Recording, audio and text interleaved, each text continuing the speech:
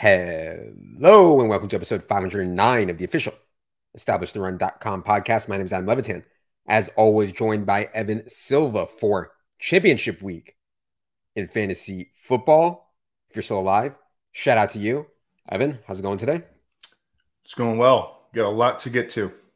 A lot to get to here. On today's show, we will be going team by team through all 16 AFC teams, talking about what we saw in week 16 and what it means for the final 2 weeks of the season. Before we get into it here, I have to remind everyone this podcast is indeed brought to you by our friends at Underdog Fantasy. Battle Royale is 1 week draft only. In other words, snake drafts just for 1 week.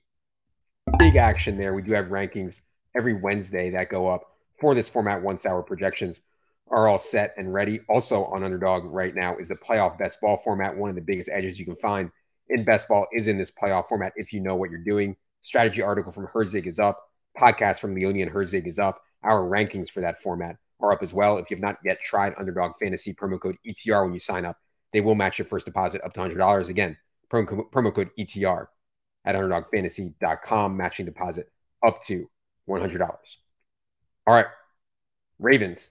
Good win for them over the Falcons with Tyler Huntley here. We'll see on Lamar's status going forward. Last I read on Lamar's, he's going to test his knee injury this week in practice and see how it goes. My concern is if he comes back and he still has this lingering knee issue and tries to be a pocket passer. I mean, clearly that's not Lamar's game. Still, I'd rather have a 60% or 65% Lamar Jackson out there than Tyler Huntley. Anyways, what do you see out of Baltimore's win over the Falcons? I think the big story, and this could have been anticipated, is that J.K. Dobbins, and we talked about this on, I think it was on the Friday show, like his last two snap percentage playing time rates were like 38% and 42%.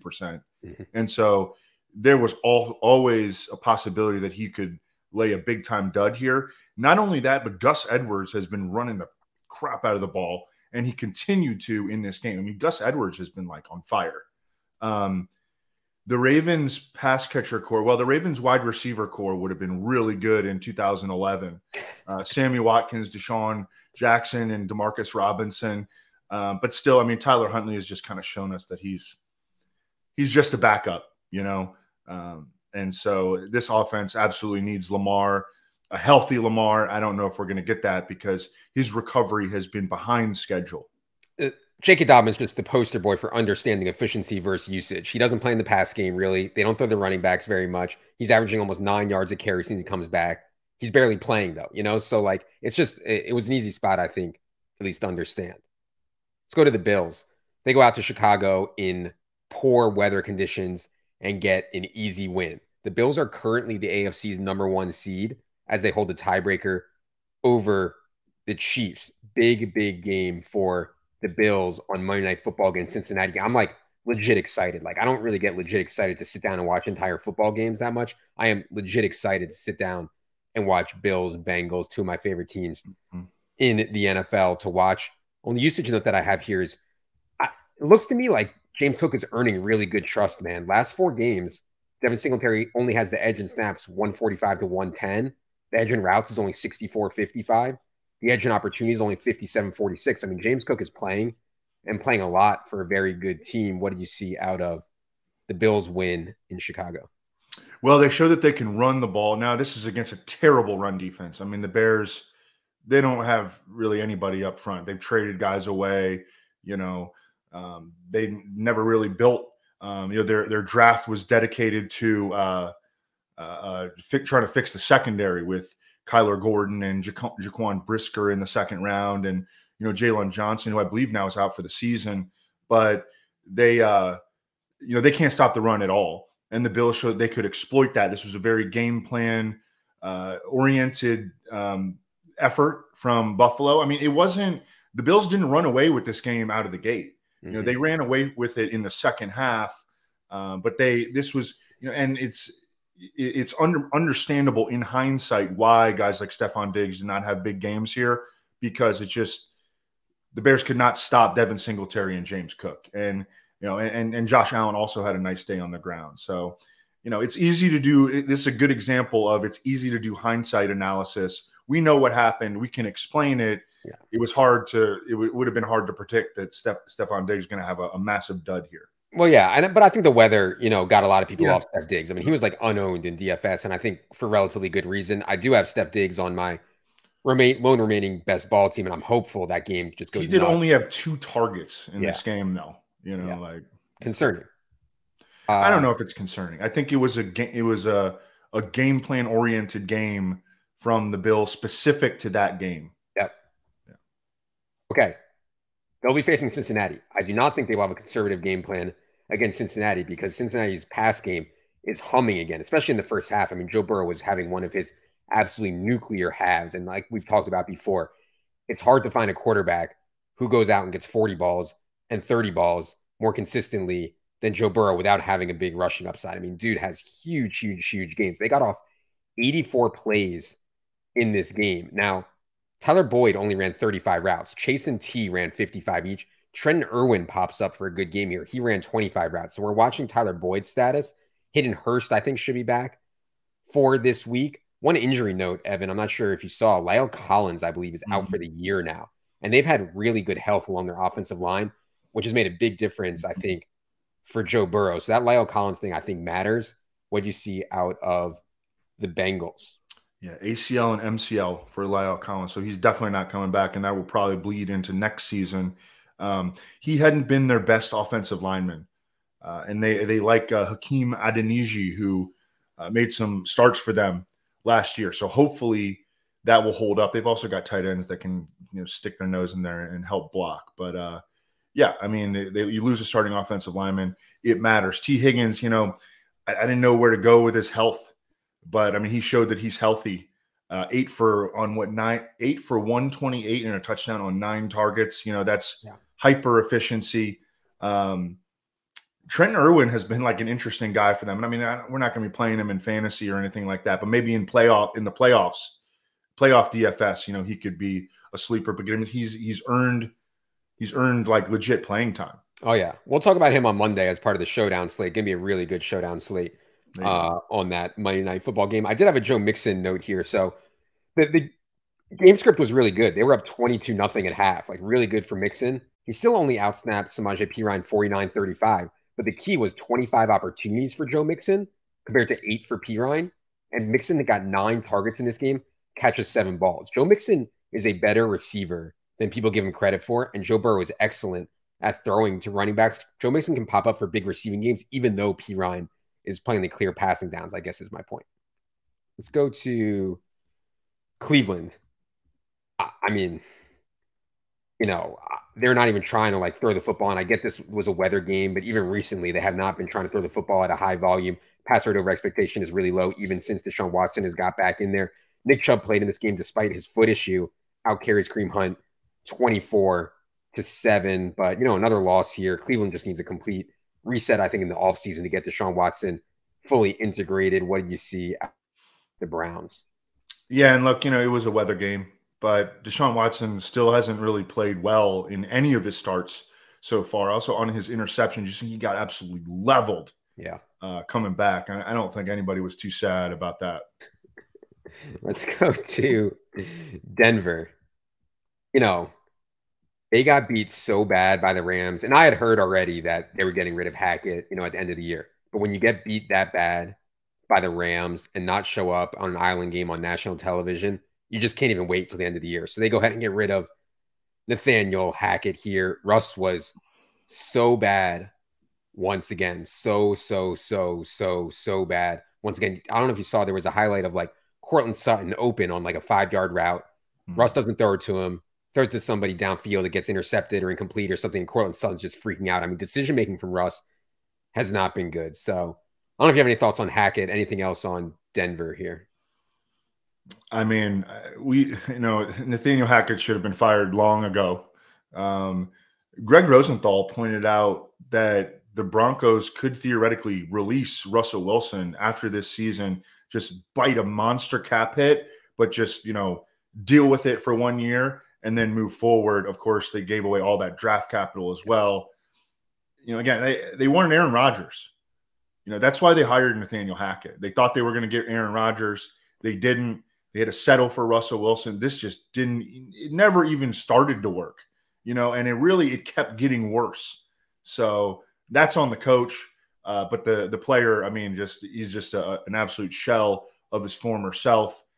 Jerry Jeudy with another big game, though. He has been able to produce despite the ups and downs. Brett Rippon coming in, all that. I screwed up because I really liked Marlon Mack as like a sleeper on the 3-game Sunday slate, and I sort of didn't even consider that Chase Edmonds could come in and have a big role. So I'm sorry to the people. I totally screwed that up. Yeah, I mean, God.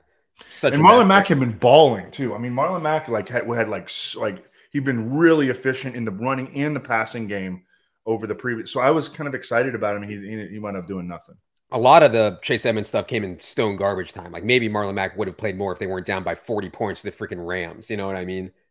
The Russ trade. I know everybody's saying this now. It's really popular to say it may go down as the worst trade in NFL history. Like it legit might be the worst trade in NFL history. So it's just really, really bad for Denver. Feel bad for my kids. It's always fun when you're growing up to have like a good football team to root for with your boys, and they just ruined it with the Russ thing. Should have drafted Justin Fields, right? Of course. I mean, just no brainer. And that's not hindsight, by the way. Like everybody said that at the time. We said that. I mean, it's crazy to when you need a quarterback to pass on Justin Fields for a cornerback is absolutely insane. Anyways, I digress. Houston, they got a win here, man. I mean, Brandon Cooks came back. I don't know why he came back or whatever. I thought he played a pretty good game. I believe he had a touchdown called back, and he still scored. He had 9 targets on 32 pass attempts. We know Nico Collins is done for the year now, but man, even against Tennessee, Davis Mills was not good. What you see out of the Texans? Nothing particularly notable. Yeah. I mean, that's just where we are with this offense. Yeah. Indy. So this Monday night game last night, me and Cody did the showdown show yesterday.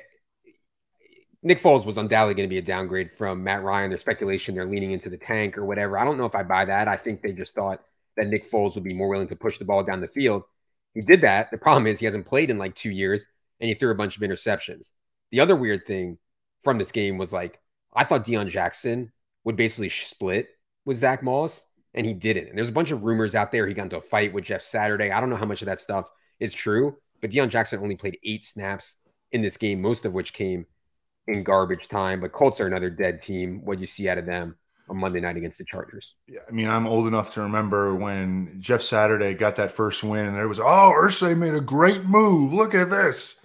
5 losses consecutively later, and there have been some stats that have come out too on this that like Colts are just getting destroyed in the second half of games for whatever reasons. Maybe their opponents are looking at figuring out their tendencies in the first half and then just attacking their weaknesses, finding out the weaknesses in the first half and attacking them in the second half. For whatever reason, they are getting pummeled in the second half of the games week in and week out under Jeff Saturday.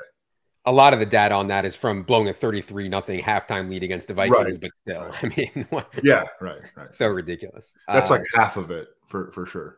All right, Jacksonville. Let me explain the scenario with Jacksonville here. And by the way, before we get into the playoff scenarios, Jacksonville played a very good game. It was against Mr. Safeway himself, Zach Wilson, so you can't go too nuts, but they went down there on Thursday, did what they had to do, another big game for Evan Ingram. Now, let me try to explain what's going on here. In Week 18, Jacksonville plays Tennessee.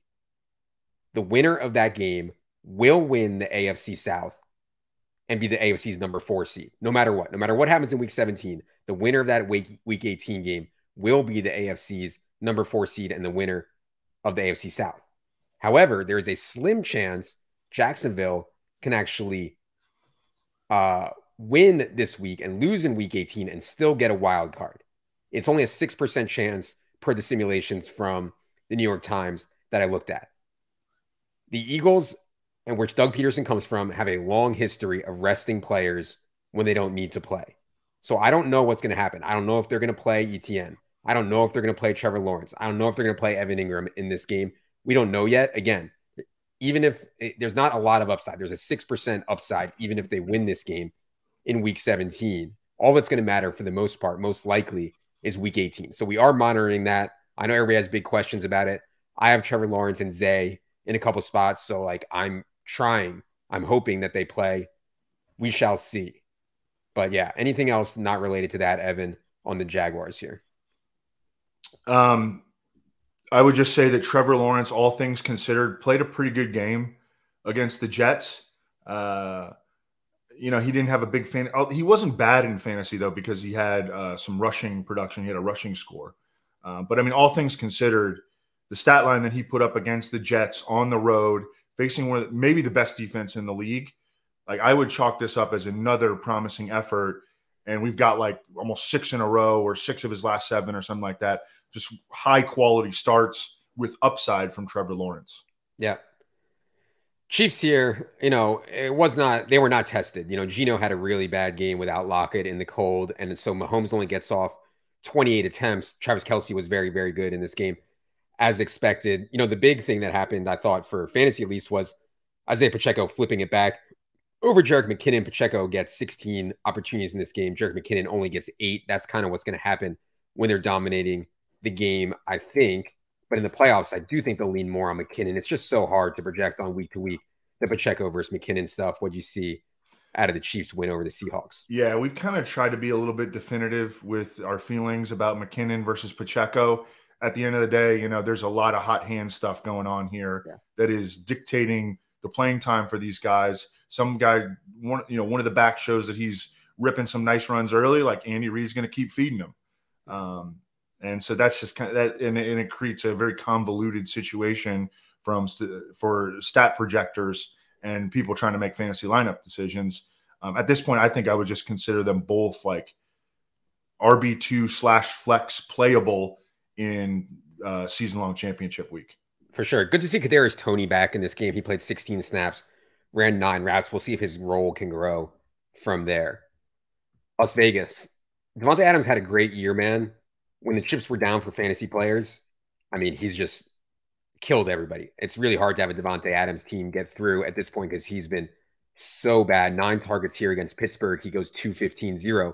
The week before, he had 9 targets, went 4-28-0. I don't think there's takeaways there other than Waller and Renfro coming back. Obviously is not great, but still, like, it's just some random stuff that's going to happen with variance at the wide receiver position. They've been very run heavy over the last few weeks as well, have been the Raiders. What did you see out of their game on Sunday night? Yeah, and Devontae Adams has had more good games than bad games, but he's had 5 games under 40 yards. Yeah. So he's been a little bit like boom bust, volatile, and this is now 2 games in a row, I believe. Yeah, well, really 3 games in a row, but 3 poor games in a row, but 2 games in a row with Renfro and Waller back where he's not – I mean, he's getting targets, but he hasn't been productive. Yeah. I don't know if there's a super strong correlation there because he has seen 9 targets in consecutive games, but Derek Carr hasn't played well in the new offense. I mean, this has been – and I know they have a lot of close losses. This is another one. I mean, they lost 13-10.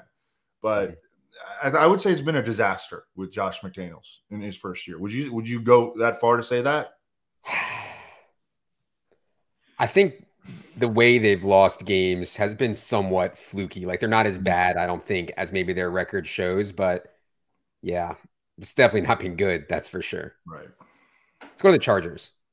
Chargers on Monday night go ahead and clinch a playoff spot. You've seen since Keenan Allen's gotten healthy, man. I mean, the way Justin Herbert is playing right now is this short stuff. And when you're throwing it short, Keenan Allen is one of the best wide receivers in the NFL at that. He has had 14 targets in 3 of his last 4 games. He's balling. They ran that like flea flicker play for him last night. I mean, he's just such an awesome, awesome play right now, particularly in full PPR while he's getting loaded up with all this volume. What you see out of the Chargers last night, important win for them to clinch a playoff spot. I have not looked at we're recording this on Tuesday, early afternoon. I have not looked at the participation stuff for this game, for the Monday night game yet. What happened with Gerald Everett? Why did he goose egg? Did not look at Gerald Everett. Did not. You haven't looked at it? Okay. Well, I played him in the captain. So it did not go well. Jelani Woods was my captain last night. Shout out to the PSM. But yeah. Anyways, Big Mike Williams, I thought, played a really good game despite seeing a lot of Stephon Gilmore. And, you kind of see it with Austin Eckler. Like when Keenan Allen's getting 14 targets as he has been, it's harder for Austin Eckler to have big receiving games. But the high value touches around the goal line, he's so good. Still another big game for Austin Eckler, who has undoubtedly been one of the most valuable fantasy players all year. Dolphins. I mean, this Tua thing, man. I mean, first, let's start with the game. He was bad in the second half, like really bad. I don't know what was going on because he played a really good first half. Tua in the second half was a disaster. Now, back in the concussion protocol, he doesn't know when he got hit. He reported symptoms on Monday. This is scary because they like literally changed the concussion rules because of when Tua went down earlier this year. Obviously, I hope people aren't rooting for Tua to play for their fantasy teams. Like he has a brain injury. Like let's relax with all that stuff. I don't know if he's going to play this week or not. We'll see if he can get cleared. Other note I have on this game is Jeff Wilson was back here and actually outsnapped Raheem Mostert 30-26. They were even 11-11. An opportunity to stop both of them.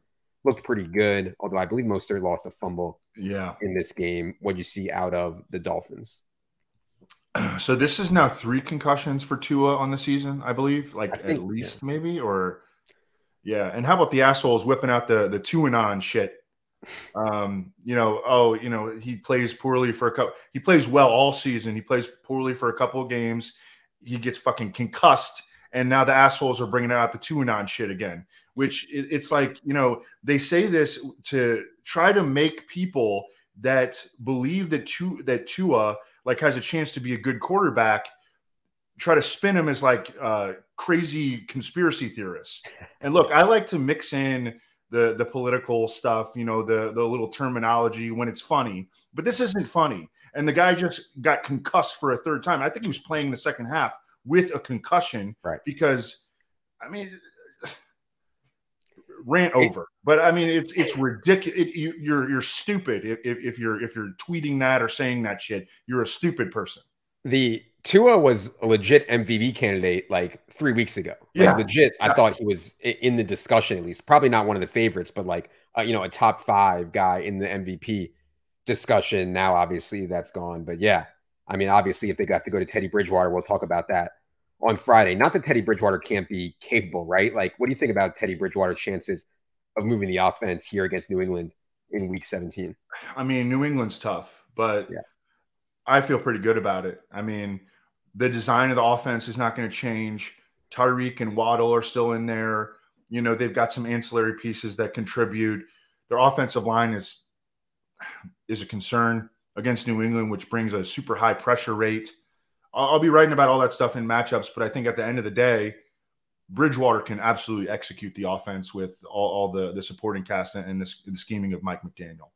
Speaking of New England, let's go there. So Damian Harris got scratched, and I was like, man, here we go. Another big Ramondre game. Ramondre falls flat on his face, but really the offense just falls flat on its face. They did make a comeback here against the Bengals, but I have major concerns that Mac Jones is #bad, and, it kind of flows through to everything when your quarterback and your wide receivers. And maybe it's not even Mac's fault because their weapons are so bad. Also, Hunter Henry got hurt in this game. I think we'll see more Jonnu in the pass game coming up here if Hunter Henry can't go. New England is still very, very live for the playoffs. Like if they win their final 2 games, like they are very likely, I think, to be in the playoffs. But what'd you see out of New England, who again got down 22-0 to Cincinnati and then staged some kind of like meek comeback?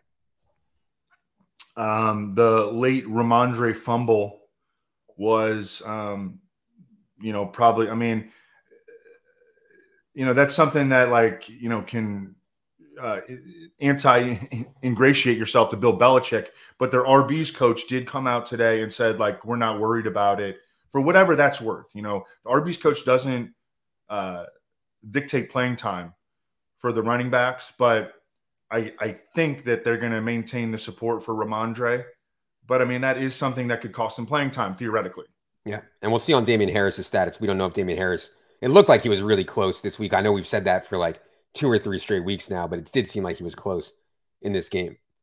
Let's go to the Jets. Zach Wilson, Mr. Safeway himself, got benched for Chris Streveler in this game.